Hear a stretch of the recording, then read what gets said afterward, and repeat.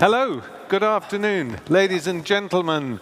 Welcome to this session of the Age of Uncertainty with the legendary ANDREI SOLDATOV. Hooray!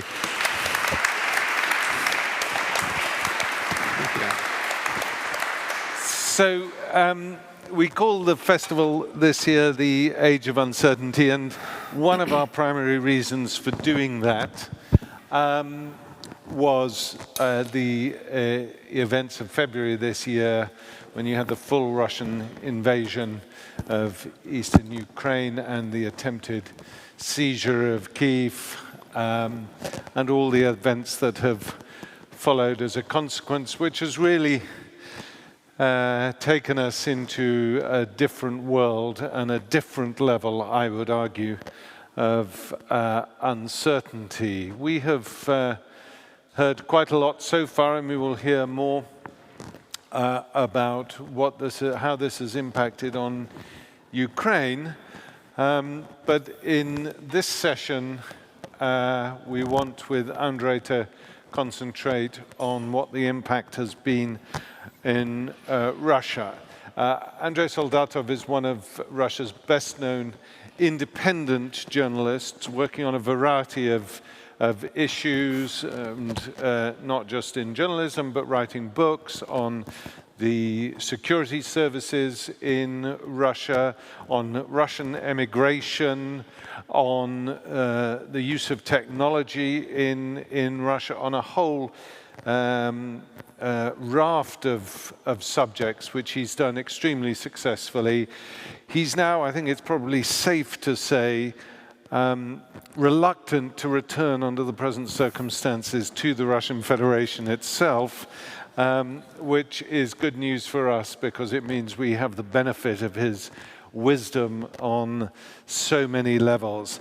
ANDREI, I expect this is going to be quite an intense session, and I think it's probably worth starting with the events of yesterday and Putin's announcement of the annexation by the Russian Federation of the 4 oblasts in Ukraine. This, of course, having happened to Crimea somewhat earlier. And at the same time, the encirclement of Liman on the border of Kharkiv and Luhansk provinces, oblast. This seems to me to be another critical point in this conflict. How would you describe the significance of what we've seen over the past 24 hours and what its implications are? Well, thank you, Misha. Thank you for having me. But before we start, I just wanted to say one thing, if I may.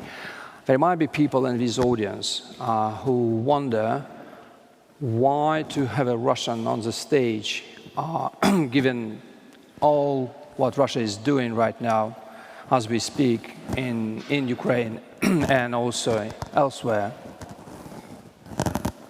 Or to put it more bluntly, why should we listen to you when you fail to get rid of Putin? Which is a hard question. And I've been, as Misha said, I've been working as an investigative journalist for more than 20 years. And I got my problems with the FSB already in 2002, which is 20 years ago. Yet we and I failed to win over the Russian public and Russian public opinion, at least so far. But I still believe that it is important to have Russians to speak, at least for one reason, just to say that and to show what non-Putin Russia, the other Russia, does exist. We just exist. And well, now I will try to answer your question about the last 24 hours. Of course, it's a significant development given the speech Vladimir Putin gave and the way it was framed. We all suspected that it was never about Ukraine. Ukraine obviously has this emotional significance for many in the country, And Putin knows how to play with his feelings. But for Putin personally, it was always about his feeling of insecurity. And of course, he understands that his main enemy is the West. So what he did actually, he spent less time talking about Ukraine or the annexed territories, but he wanted to tell you his version of the world history, basically, starting with Anglo-Saxons, I think. And that was, well, I spoke with some of my friends who are still in Moscow, and they took it as a big warning that this guy is extremely serious about his threats, and we need to take him really seriously when he talks in such apocalyptic terms. That is why it is important. I think, unfortunately, his ideas about the role of Russia and this big struggle with the West is getting more and more irrational. And of course, the events in Ukraine and the defeat, the Russian troops suffering in the oblast of, in the region of Liman, was also just added to this emotional significance of this moment. But I would say just one positive thing. So far, and we see that with mobilization, Vladimir Putin had three options before announcing mobilization. He could either destroy or try to destroy all national infrastructure in Ukraine. He could have used nuclear, or he could listen to his military and start this mobilization, which of course went really wrong. But nevertheless, he decided to stick with the option given by his military, which is, in his world, means that he still wants to control what is going on, and that gives me some hope. So, if we look at the dynamics of the moment, he seems to be confident that the Russian people are either prepared to go along with what's happening or are actually keen to back him. Have there been any signs? We saw just a couple of weeks ago the meeting in Samarkand, Uzbekistan.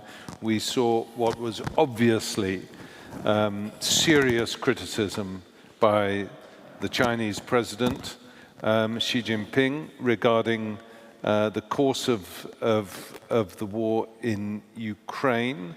We saw clear snubs by Central Asian leaders towards Putin. He no longer controls the peace process between Azerbaijan and Armenia. There's a war that's broken out between Tajikistan and Kyrgyzstan. So clearly he's losing control, or his influence is diminishing there. There was the seeming unrest in Dagestan around the mobilization, and there was some internal criticism, notably in the councillors in St. Petersburg and Moscow. And yet his response to all of this, along with the military defeats in Kharkiv, his response to all of this appears to be to double down. Is that because he's frightened, or is it because he is confident, notwithstanding all these events? I think he's extremely angry. I don't think he's losing touch with reality. I don't think so. He seemed very confident, and he is, unfortunately, he's not insane, but he's extremely angry.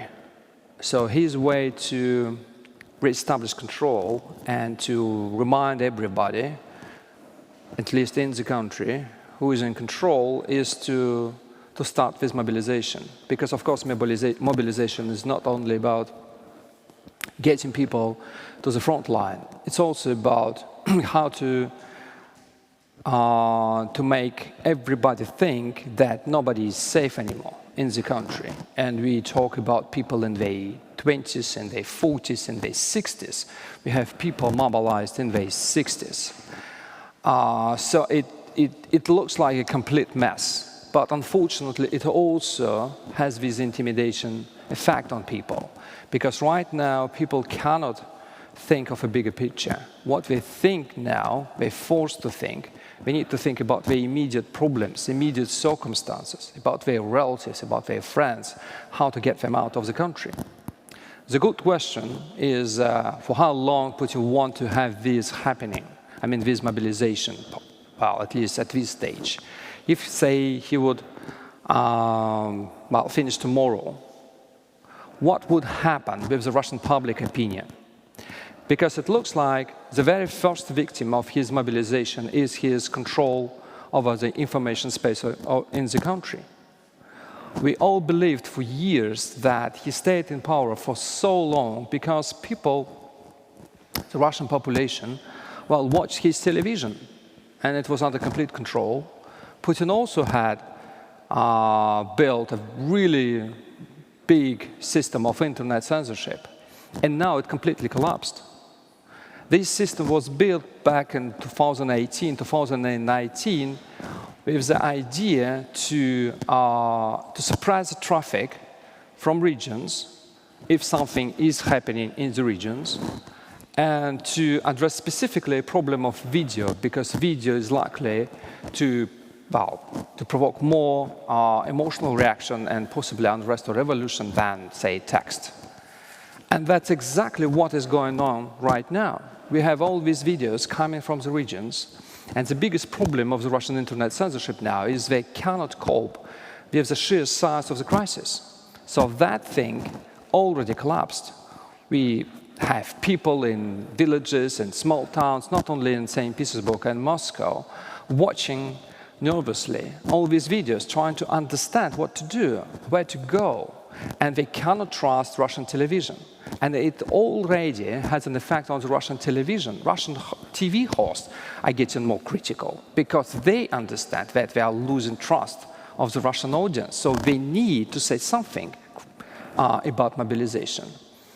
And in these circumstances, I think it's a very new development for Putin. It's a very new situation. He never faced this before.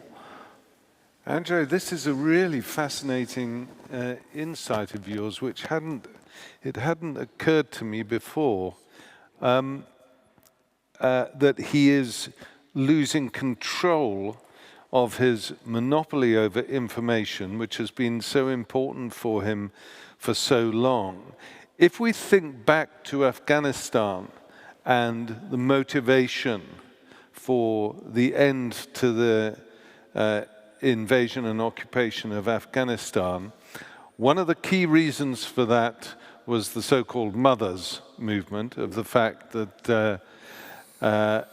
they were getting unhappy about their children being killed and with no explanation and so on and so forth.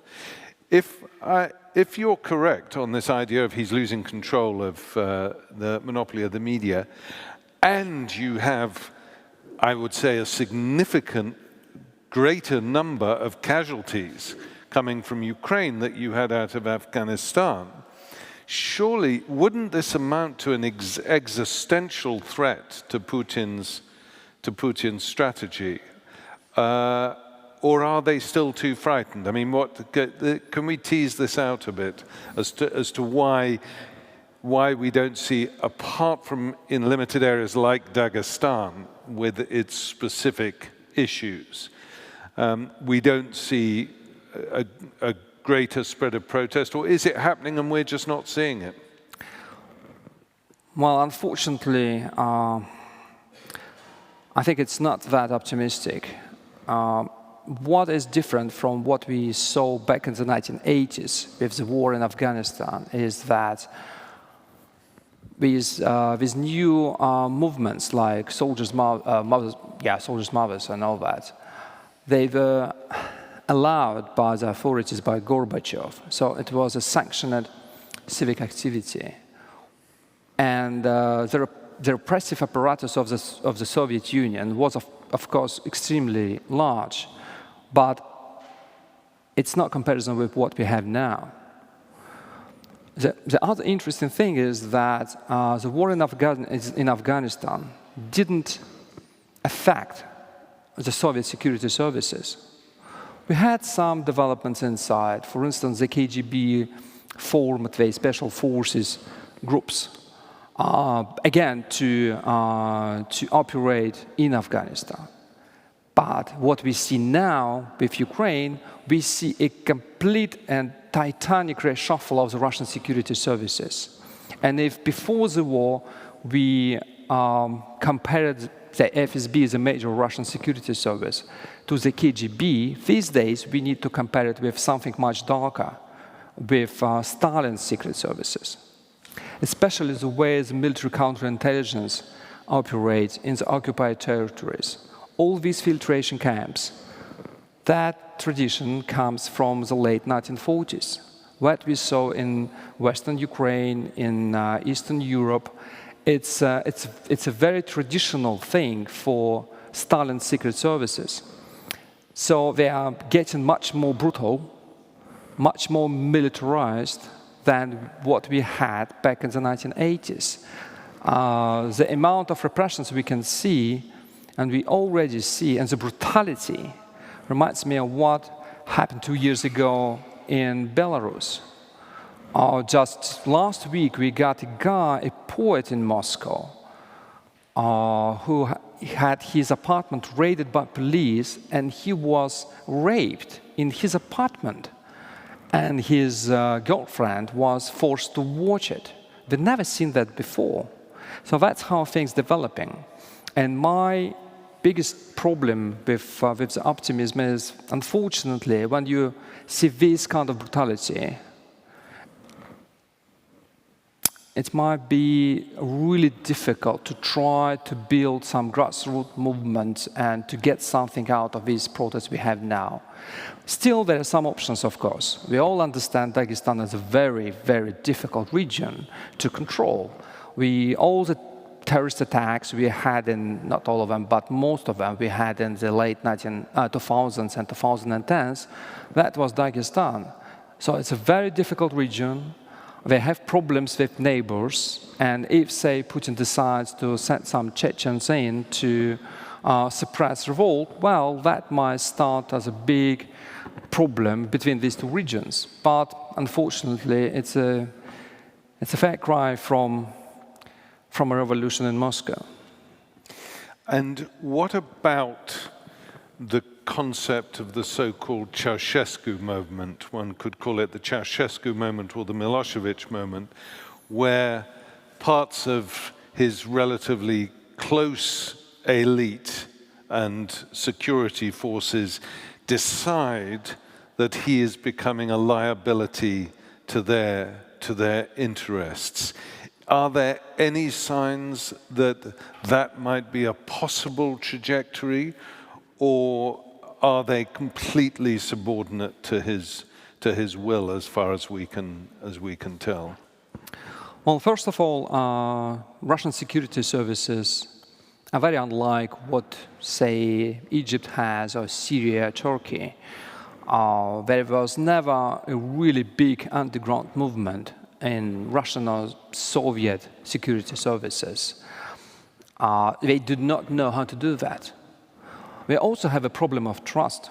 Remember that in 1991, when the putsch failed in Moscow, it failed not because of all the Muscovites who came to the streets and protested, but because rank and file of the KGB failed to support the leadership of the KGB.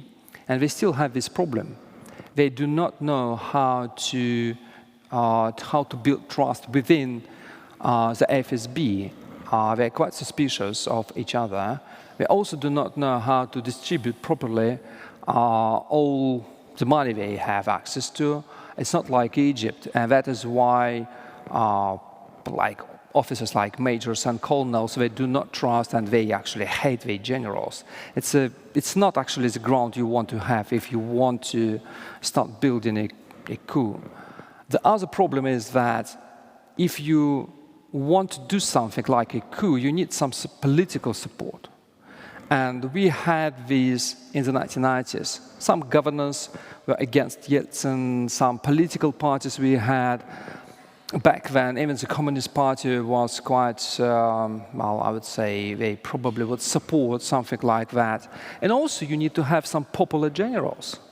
What Putin has been doing all these months, he was making sure that this war would not produce popular generals. We don't know the names of people who actually run this war.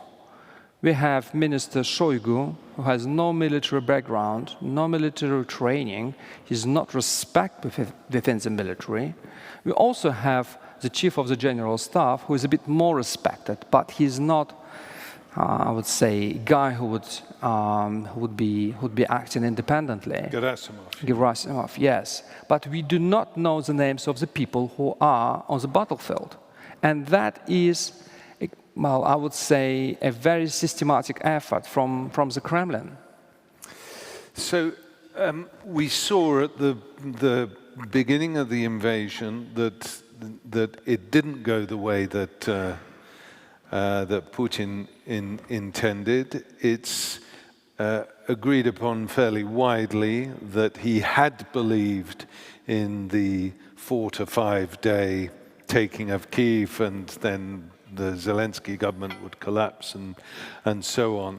So this must have been a huge shock, not just to Putin, but to a lot of people in Russia, that the invincible Red Army was not as invincible as they all thought. Indeed, it turned out to be hugely incompetent in many ways. So given that and the mobilization, are we now assuming that Putin's fundamental strategy is just to throw hundreds of thousands, even millions of men into the meat grinder of Ukraine? Is that the fundamental military strategy he's left with, or are there other options?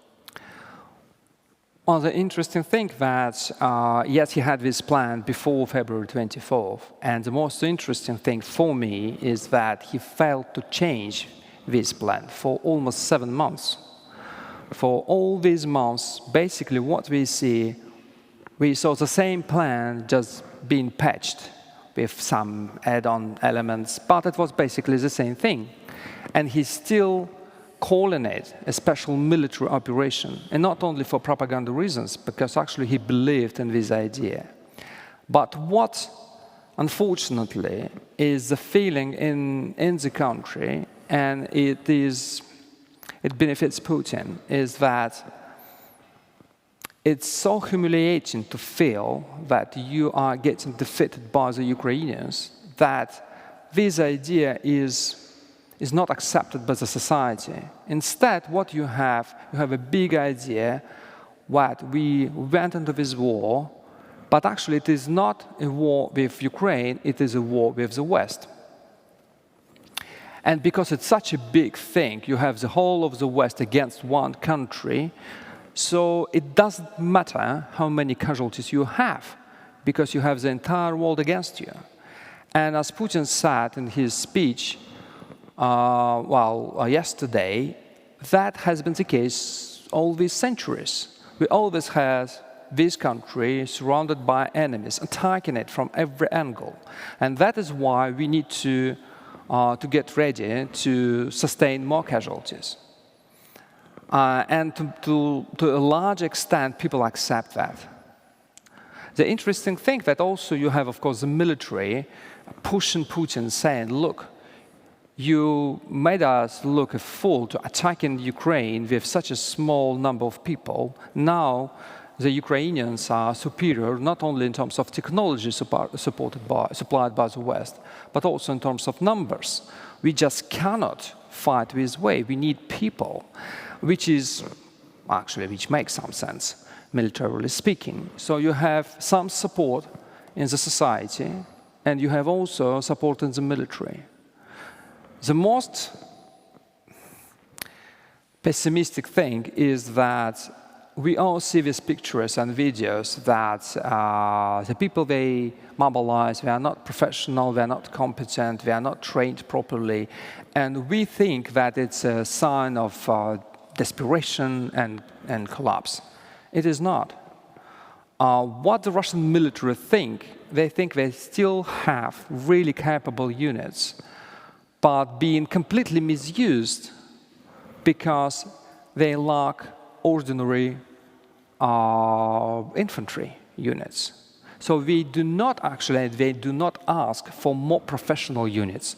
They need just people, just to hold the line. And they believe that when they get these people, they can finally use properly the Spetsnaz forces, VDV forces, all these professional units they still have. So for a time being, I would say all these disastrous pictures, put aside, the military are quite okay with what is going on. Right. So the implications of what you're saying is we are in for many, many more months, if not years, of war, because the successes of Ukraine in the north militarily are likely to be temporary, in as much that the military will now have the manpower, the Russian military, it has been asking for in order to hold the line and possibly push back the Ukrainian army again? Yeah, I fear that it could be the most possible scenario, unfortunately. And what about the issue of the possible deployment of a nuclear weapon? Do you think that this is Putin merely trying to unsettle the West? Or is he actually trying to indicate to the United States and Europe that he is actively considering a deployment of a nuclear weapon? I think the most dangerous thing here is that Putin believes that he has a plan, and that is why he is in control. But actually, he's not, and he doesn't understand that. Last week, we saw a lot of pro-Kremlin, pro-war journalists and propagandists sharing one particular video. It was made in August 2014, and there was Vladimir Zhirinovsky, who was a kind of a Russian version of Trump, making a speech in presence of Putin that we need to recruit prisoners and send them to war in Ukraine. And Putin was laughing. And it was clear from the footage from this video that Putin thought this idea was absolutely like a crazy idea, and Zhirinovsky was seen as a clown in the Russian politics. But now these days, all these war correspondents, they think it was a great idea, and Zhirinovsky was actually right. But what is terrifying to me is just to think that 8 years ago, in 2014, Vladimir Putin thought that something was absolutely unthinkable, and now he's doing exactly that. We have people recruited in prisons. That means that there is no plan in his mind. He's always tactical. And that means that if some circumstances would be not really good for him, he might come up with some other idea, some new idea. Okay, maybe to do that, maybe to do this. And this mobilization might be, if, say, the military tomorrow say, no, it's not enough. Again, that is the problem with a guy who always thinks tactically. I want to talk about something which isn't discussed very often, partly because we're still deep in the middle of this war. But if we look forward to when the war has finished, regardless of how it's finished, how do other countries in Central Europe, in Western Europe, in the United States, how do these countries engage with Russia? Because Russia, whatever the outcome of this war is, will still have almost half the world's stockpile of nuclear weapons. So you're dealing with a country and a society where the rules are basically different for that one fundamental reason, if nothing else. How do you see the future of Russia and its engagement with the West after this is after this is over? Of course, we all see this big push for isolation. And I absolutely understand the emotions here that, of course, some might think it just would be better just to close the door. But unfortunately, it cannot be done. You have 140 million people there. It's a big country. It always will be there. So there should be some strategy, some idea accepted by many countries, first of all in Europe, what to do with this country. And I think we all should understand, even if it's very emotionally difficult, that we need to re-engage Russia. It's impossible to isolate it completely. And I still believe that we still have lots of good people outside of the country, but also inside. They feel absolutely, I understand the sufferings of Ukrainians are just not comparison to what the Russians are facing with. But just imagine the country, and maybe it's good to talk about this thing here in Austria.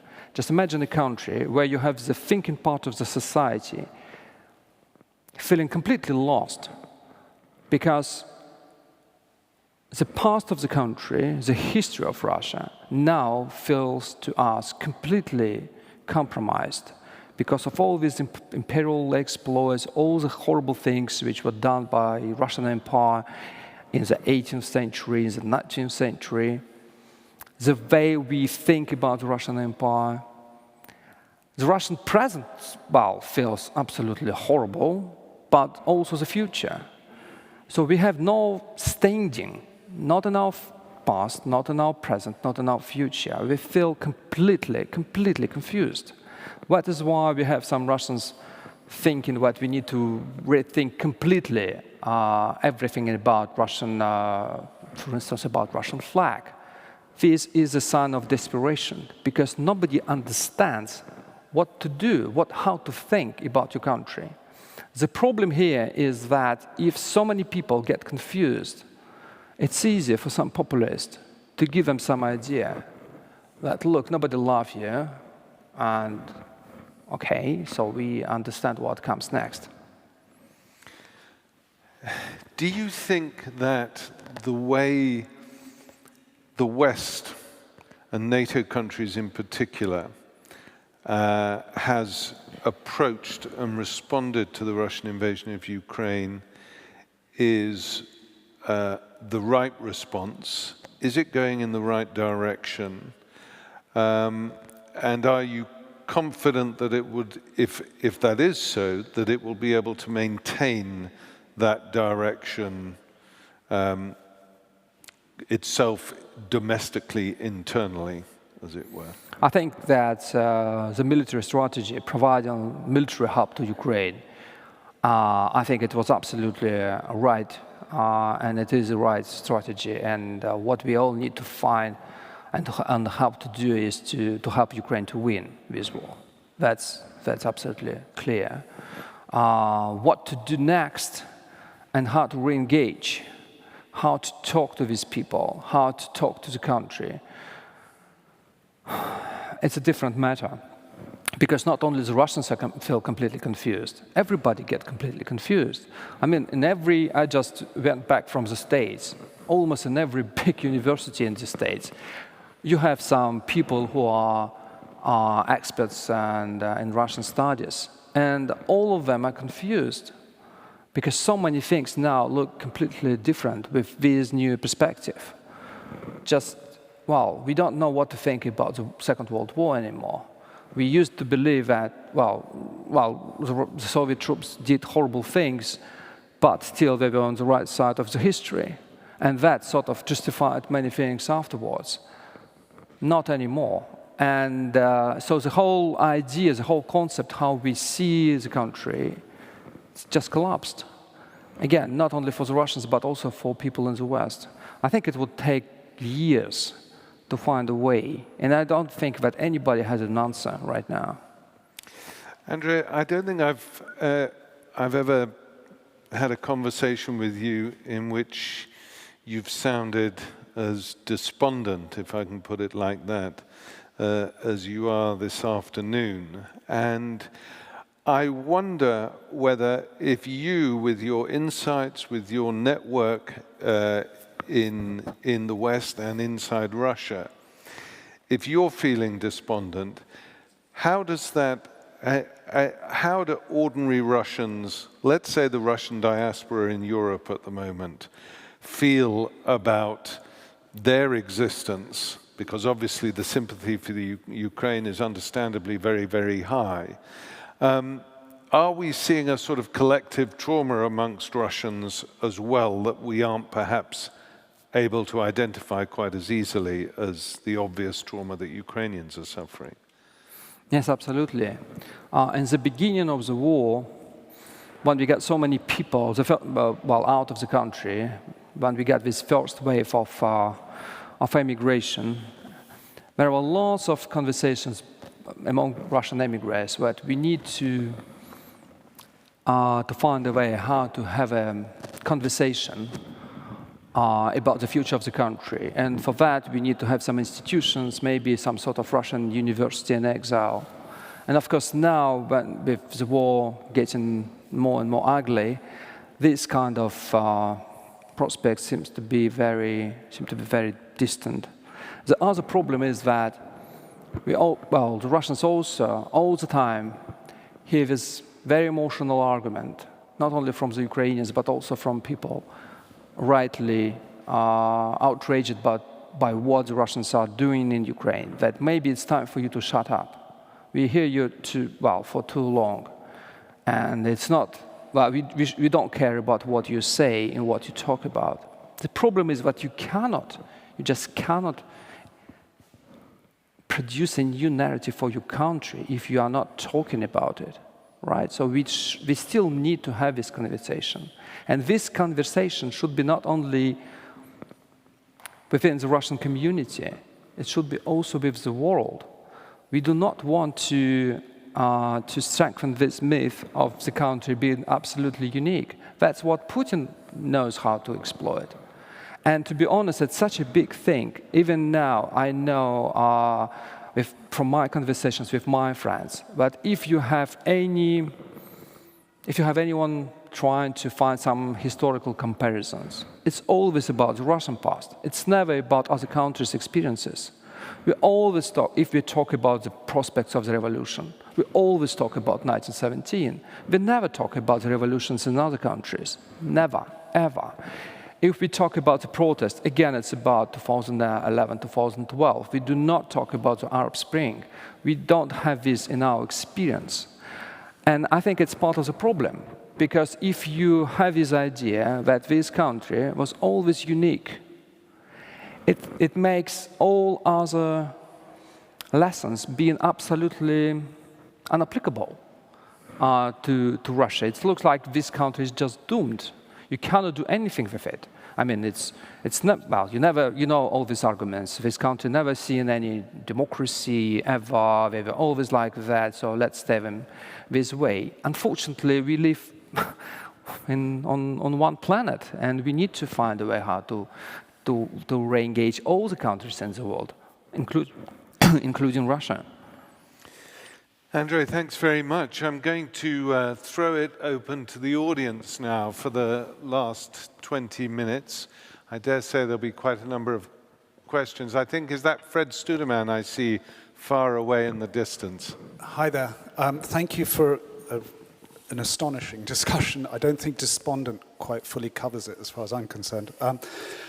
Very chilling, but thank you. I wanted to ask if you could unpack a little bit more about China. I mean, Misha mentioned right at the start, there's what happened in Samarkand, and the influence that whole relationship may have on how Russia acts going forward. Yeah, it's a very good question. Lots of people right now in Moscow ask themselves this very question because the sanctions made it absolutely impossible to rely on Western technologies.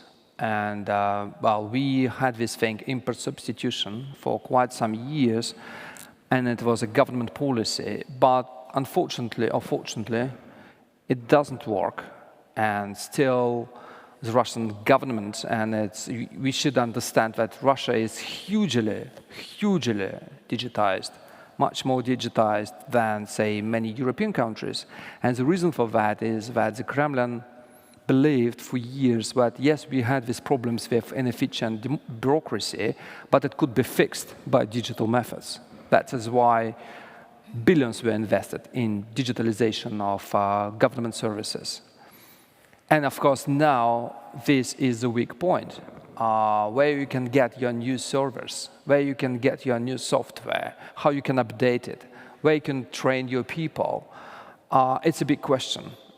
They cannot get it from the West, so they're trying to get it from China. As far as I see right now, China is very reluctant to provide all this help. We see some big companies like Huawei closing their offices, opening them again, closing them again. So it's very, I would say, the Chinese do not want to commit themselves to help the Russians to rebuild their digital infrastructure. But I think it's inevitable. We already see that Russian companies, telecommunication companies specifically, they're trying to smuggle some stuff from China using all kinds of roads. And they have no other choice. They're trying to rely on open software. And what is not helping here is, again, some of the Western sanctions. For instance, we got this visa ban. And what we got is that many IT engineers who wanted to flee and to move out of Russia now believe that because they are not welcome anymore, they need to make their career choice. And we already have some horrible examples of people, like just to give you one name, Alexei Lukatsky, for instance. He's a legend in Russian cyber world. He has been active in cyber since 1992. Always was extremely liberal, always kept his distance from the Russian security services. And he was a public face of Cisco in Russia. After the war started, after a few months, and actually in July, he decided to join Positive Technology. And Positive Technologies is a Russian company which is under US sanctions for helping the FSB and GRU to recruit new hackers.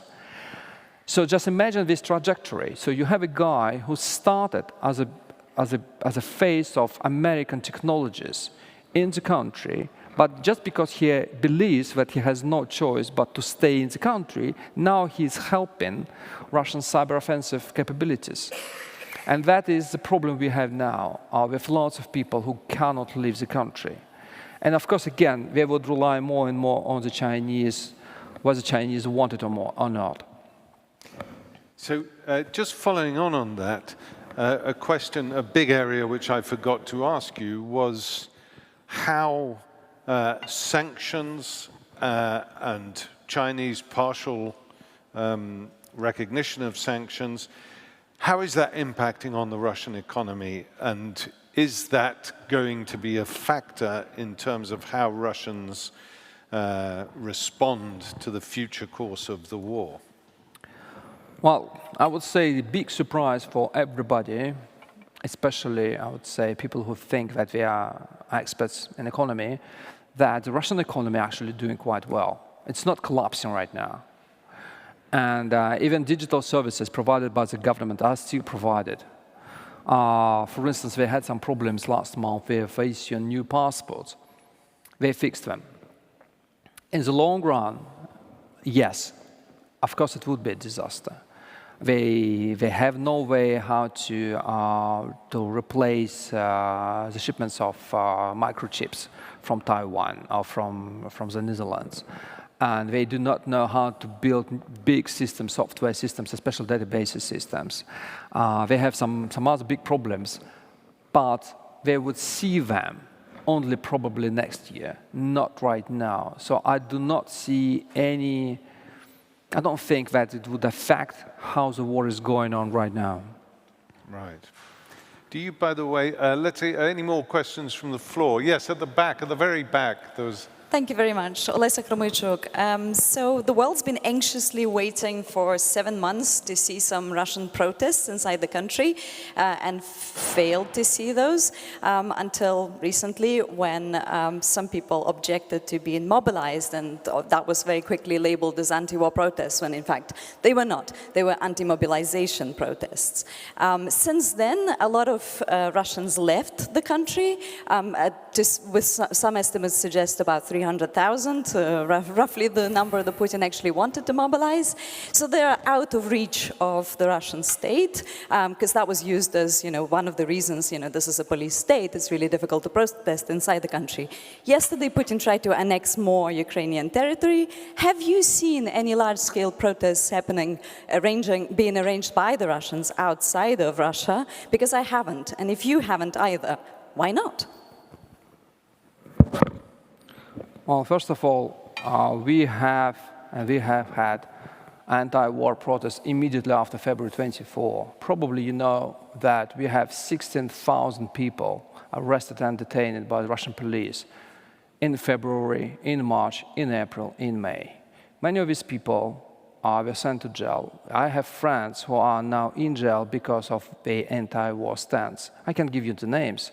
Vladimir Karamurza, who decided to come back to Russia from Washington, basically to go to jail, because he said that he believed that this war was a crime. We have Ilya Yashin, also my friend, who is in jail right now. We have lots and lots of people, as I said, 16,000 people were arrested before the mobilization. So I don't think you are quite right saying that the Russians are not protesting. Yes, we failed, as I said in the beginning, to get rid of Putin. And I think we have the same problem in Belarus when you have, and I think, to be honest, the example of Belarus was even more difficult, because in Belarus you had like 80% of the country against Lukashenko, and yet the protest failed. I think what we should understand is the brutality of the regime is absolutely unprecedented. We've never seen that before. Only, I would say, 2 years. Yeah, last 2 years we are quite, well, different from even what we saw before. And that's my answer. And when you say that Russians outside of the country, they are not doing anything, it's not also exactly right. I have lots of friends in Berlin the Russian exiles who left the country before the war started, and they spent these months in Berlin helping the Ukrainian refugees. I also have friends in Montenegro. We have a big effort helping Ukrainian refugees to settle in Montenegro. It's run by the Russians, by my friends. Alexander Shmelyov and Sveta Shmelyova.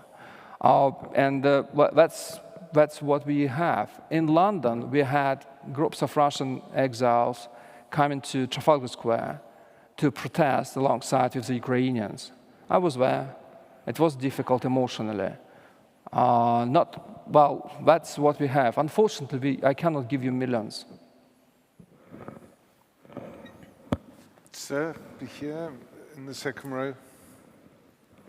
Thank you very much indeed for this most fascinating presentation. I have just a question about power structure. Actually, Putin has absolute power more than any other Russian leader since Stalin, obviously. And I just wonder about the structure, like FSB is under his total control. Military doesn't play an important role, it seems, in political power. And what about the Wagner Group? It's also within the structure, just for special activities. And the Kadyrovtsi, this is maybe the only group a little bit more independent of Kadyrov. So how do you see this whole power structure? Thank you. Well, yes, you're absolutely right. The FSB has a major role in conducting repressions. At the same time, they are not completely independent. And actually, they are less so starting 2016. The military were getting more and more ambitious, and they were given more powers, mostly because Putin believed that the FSB failed him several times, including in Ukraine in 2014. That is why he believed that the military can deliver where the FSB could not. But when the war started, of course, the FSB had its problems because they were in charge of providing intelligence about the political situation in Ukraine, and they completely miscalculated, as we all know. But nevertheless, Putin believes that he cannot. These people, well, he still needs them, and he found them a new role. So now the FSB is in charge of several things, and they are really crucial during the time of the war. First, you have this big, the largest actually department of the FSB, the military counterintelligence department, in charge of two things, of making sure that the troops are staying loyal, and that means spying in every military unit in the country, fighting or not fighting, in Ukraine or outside of it. And also, these are the people who are in charge of running filtration camps for Ukrainian civilians. And that means that they are in charge of establishing political control in the occupied territories. It gives them enormous powers, because that also means that they are not only suppressing people. Filtration camps, they are not only for conducting repressions, they're also for recruiting people. Because when you have lots of people processing in filtration camps, it's the best ground to recruit people. And they learned that back in the 1940s, and also they did that in Chechnya. So the FSB has quite a specific role. And actually, when we looked at the structure, I would say by May and June, it looks like before the war, only two departments of the FSB were involved in the Ukrainian affairs. The Fifth Service, the intelligence, and to some extent the counterintelligence, because we were hunting down Ukrainian spies and harassing Ukrainian journalists in Moscow. Now every department of the FSB is involved. Even the Economic Security Department, guys who are usually harass the Russian oligarchs, they are now in charge of harassing Russian doctors because they should prescribe Russian-made medicine instead of Western medicine, and it's a part of import substitution thing. And they attack people, they spy on them, they organize criminal cases against them. And you have counterterrorism department being active. You have everybody active. And also they send people, to the occupied territories on 3 months basis duty tours. So Putin wants to have everybody in the FSB being involved. And that gives them this stance. The military, I would say that now they're getting more active because the war is getting more conventional. If I can use this word. So you have the military intelligence being more active, of course. But I would not overestimate the independence of Kadyrov and Wagner. Wagner, since 2017, has been part of the military intelligence. So there is a special department inside, which is in charge of supervising private military companies, including Wagner. Kadyrov also, he's part of the National Guard, and he needs to talk to Zolotov all the time, and it's difficult for him, especially because his Chechens, they failed to produce significant results in Ukraine, and also because the mobilization stalled in Chechnya, which is quite embarrassing for Kadyrov. So I would say, just in a nutshell, Putin used this war to establish more control and to tighten control over his military and the security services. There is no independence there. I see at the back there the hand waving now. Hi, thank you, Andrei, very much for this interesting talk. My name is Tessa Szyszkowicz, I'm a journalist. In the debate about the palace coup option, I'm wondering, usually experts think that Putin might be replaced by someone more radical, like Nikolai Patrushev. And I would like to know if you think that any change would be good, even of a more radical person, because once this system Putin falls, then the whole thing could come down. Yeah, we all have this hope, you know. It's like, that's why so many people in Russia, they are watching very carefully every public appearance of Putin, trying to identify some signs that maybe he's getting ill or sick or something. Unfortunately, we're just very desperate. But, well, I hope you're right. I hope you're right, and the system relies only on his personality, and it would collapse immediately. There are some promising signs to that. For instance, when Vladimir Putin appointed his bodyguards to run some Russian regions, mostly these people, they are not extremely good. I mean, they are so bad. They are not properly trained. They're just bodyguards. So they are not really effective as managers as he thought of them. So I would say here you have some hope, but unfortunately the other option that we might get, someone who are much more radical. Unfortunately, it's also an option. And I saw somebody there, and then I think that'll probably be it. So if you'd both like to ask your questions. Thank you so much for having you here and giving us the opportunity for this kind of dialogue. It's so great to have this. And I would like to come back to the here and now and to your first question to opening the discussion. And I'm asking as a just interested and scared public. Yeah? We have this moment of the annexion and the referendums now. And my question is, on one side, what does it change on the legal level if there are now the wars going on in these areas, on one hand, and on the other hand, we have at the same time, we had yesterday Ukraine's demand to become member of the NATO, something we always wanted to avoid. So we have a tension on both sides and also on the legal side.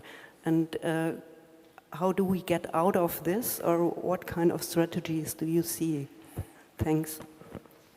Well, I'm trying to stay optimistic, so I think, well, I hope that it might be close to reality, that what Putin wanted to achieve with this annexation and referendums, he wanted to improve his position in negotiations with Ukraine. And it looks like he wanted it.